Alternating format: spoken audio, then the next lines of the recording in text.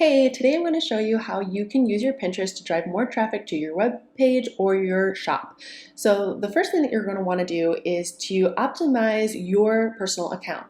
The first thing that you're going to want to do is to have a picture of yourself so people know who you are and who is behind this brand or this shop or this blog.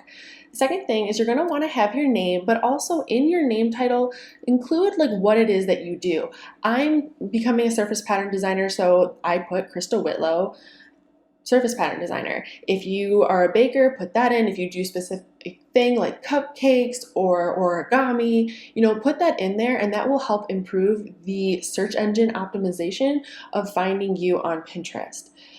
With that, you're going to want to include a link. You only get one, so use it wisely. I suggest add the link to where you want people to go. So for me, I want them to go to my website. If you want people to go to your shop, then do that.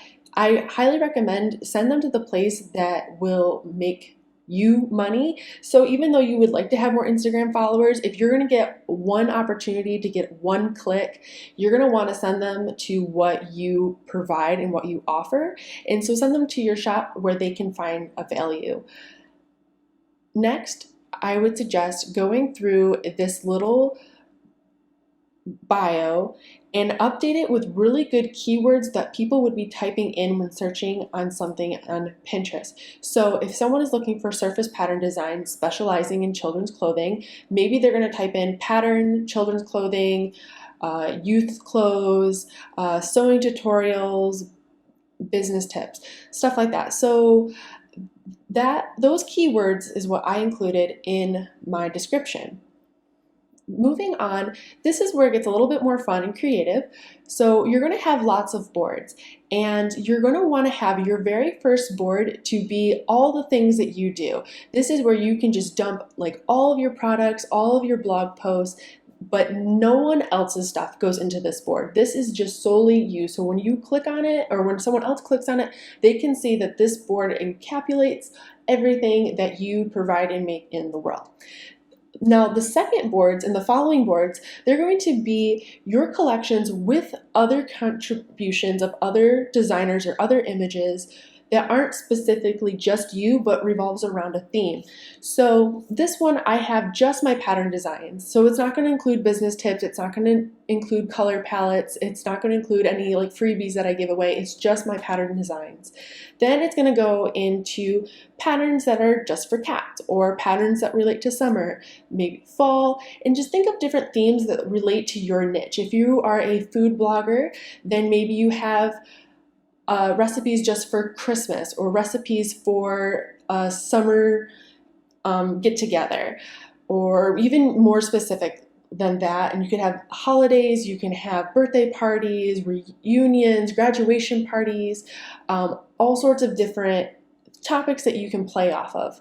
So you're just going to want to keep a theme, and in each board you're going to want to have a minimum of 20 to 25 pins. That shows that people are excuse me.